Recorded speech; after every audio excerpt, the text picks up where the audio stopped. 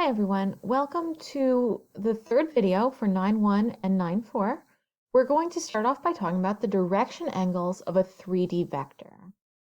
When you're working with 3D vectors, there need to be three direction angles. One describing the angle made with the x-axis, that's going to be alpha. One describing the angle made with the y-axis, that's going to be beta. And one describing the angle made with the z-axis, and that's going to be gamma. Now, we don't work with these in the same way. We don't use sine at all. We only use cosine. And the formulas are the cosine of alpha is going to be the first component over the magnitude of the vector. So it's this component here, the x component. For beta, you would do the cosine of beta equals the y component over the magnitude of the vector. And the cosine of gamma is going to be the z component over the magnitude of the vector. Now, to solve any of these for those angles, you would do an inverse cosine of this fraction. Okay, and again, they're going to get you quadrant 1 angles and occasionally quadrant 2 angles, but that's okay. We're going to only be working in those quadrants. Occasionally, they will give you an angle measure or a quadrant. They're going to say, okay, we want a quadrant 3 angle for this, and then you would have to adjust it based on your knowledge of the quadrants. Now, if they give us the direction angles and the magnitude, we can get the component form in the same way that we did earlier. All I have to do is the magnitude times the cosine of alpha, or the magnitude times the cosine of beta, or the magnitude times the cosine of gamma. You'll notice that in all of these, all I did is I took this equation and I multiplied by the magnitude on both sides to get my component parts alone. So these formulas up here are linked with these formulas down here. Now the final formula is if they only give us two direction angles and we need to find the third direction angle, we can use this formula, cosine of alpha squared. And by the way, you would do the cosine of alpha and then square the whole thing, plus the cosine squared of beta, plus the cosine squared of gamma equals 1. So those are all of our formulas. Now, it depends on what question they ask as to which formula we're going to use. So let's take a look at some examples to see how they all work. In this example, we need to find the direction angles of the vector a, which is I plus 2j plus 3k, to the nearest degree. So they are asking us to use degrees, so we can use our calculators to find these angles. Now, we have two things that we need to do. First, we find the magnitude, and then we use the formulas. And we're going to use the formulas cosine alpha equals the first component over the magnitude, cosine beta equals the second component over the magnitude, and cosine gamma equals the third component over the magnitude. So see if you can do that, and then press play to see if your answers are correct. So first I found the magnitude, 1 squared plus 2 squared plus 3 squared, and I did the square root of that. So I got a magnitude of the square root of 14. So then I used my formulas, cosine alpha equals 1 over the square root of 14, and I did the inverse cosine to get alpha equals 74 degrees. I know cosine beta is 2 over the square root of 14. I did the inverse cosine to get beta is approximately 58 degrees. And for cosine of gamma, I did 3 over the square root of 14, and the inverse cosine gave me approximately 37 degrees. Let's take a look at another example using those formulas. In this example, it says a vector makes an angle alpha equals pi over 3 with the positive x-axis, and an angle beta equals 3 pi over 4 with the positive y-axis. Find the angle gamma that it makes with the positive z-axis, given that gamma is obtuse. So in this case, they've given us two direction angles and they want the third. So we're going to use that formula, cosine squared alpha plus cosine squared beta plus cosine squared gamma equals 1. So see if you can apply the formula and solve for gamma. So I put my angles into the formula, and then I used a unit circle to evaluate. Cosine of pi over 3 is 1/2, and I have to square it. Cosine of 3 pi over 4 is negative square root 2 over 2, and I have to square it. plus cosine squared gamma equals 1. When I squared my two fractions, I got 1/4 and 1/2. I combined them to get 3/4. To do that, I got common denominators, okay? And then I subtracted 3/4 on both sides. So I know cosine squared of gamma is 1/4. Then I did the square root of 1/4, which is just the square root of the numerator over the square root of the denominator. And you need the plus or minus sign. Now, cosine of gamma is positive or negative 1/2. If it was positive, we'd get pi over 3. If it was negative, I would get 2 pi over 3. Now, they told me that gamma is obtuse, so I got 2 pi over 3. Okay, now we're going to move on to some physics applications of vectors. So let's take a look at what we have there. So velocity can be modeled by a vector where the direction is the direction of motion and the magnitude is the speed. A force is a push or pull on an object, and that also has magnitude and direction. And we describe a resultant force as the result when several forces are acting on an object. So what we're going to do is look at some word problems where they give us a situation and we need to figure out what's actually happening and use vectors to do that. In this example, it says an airplane heads due north at 300 miles per hour. It experiences a 40-mile-per-hour crosswind flowing in the direction of north 30 degrees east. In part A, they want us to express the velocity v of the airplane relative to the air and the velocity u of the wind in component form. Then in part B, they want us to try to find the true velocity of the airplane as a vector. And in part C, they want us to find the true speed and direction of the airplane. So start out with part A.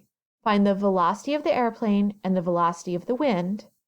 And try and draw a picture to illustrate what's going on. And then press play to see if you're right. So in my picture, I drew the airplane's vector here. And I labeled it as P. And then I drew the wind vector here. I labeled it as W. And I know that the airplane is flying at 300 miles per hour, so that's the magnitude here. And the wind is flowing at 40 miles per hour. So the magnitude here is 40. Okay, so I know because the plane is just going due north that I'm going to use the vertical component as 300 and the horizontal component as 0.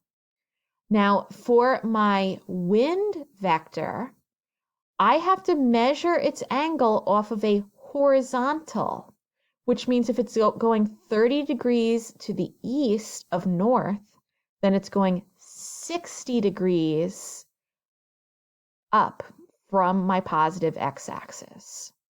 So what I did is I took my magnitude times the cosine of 60 plus the magnitude times the sine of 60. And I wrote my vector here. Now they want the true velocity of the airplane, and that's represented by this pink line. Okay, I have to add these two vectors together to get the true velocity of the airplane. Now the true speed and direction would be the magnitude of my true velocity, and the direction would be the tangent of whatever's going on there. So see if you can figure out parts B and C, and then press play to see if you're right.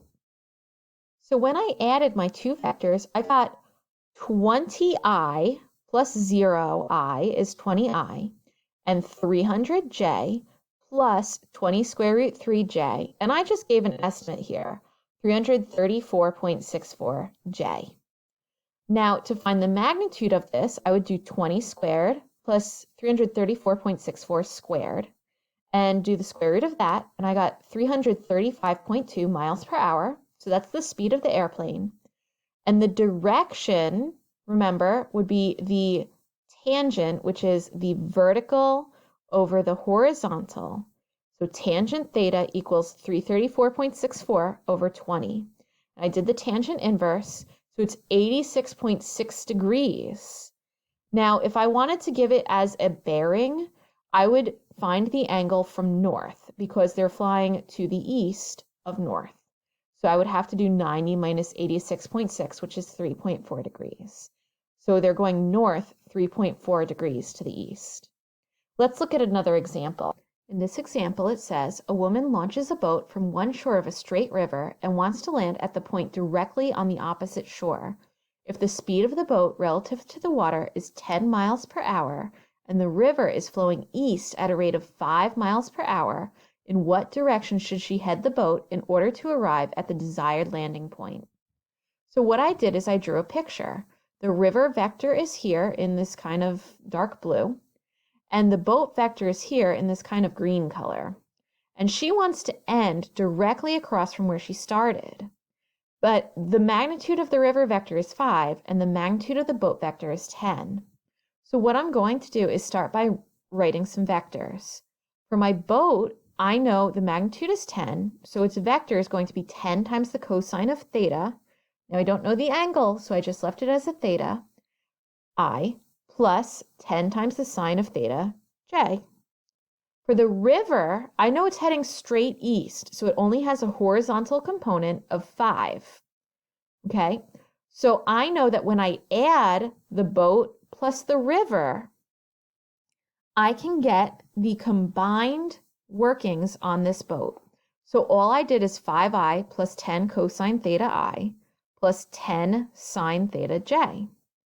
Okay, I combined these and factored out the I. And I know that this horizontal component has to be 0. So I'm going to set up an equation. So I subtracted 5 and divided by 10 to find out that the cosine of my theta is 1/2. So I did the inverse cosine of 1/2, and I got 120 degrees. So the direction should be at 120 degrees. Now that doesn't make sense in this situation.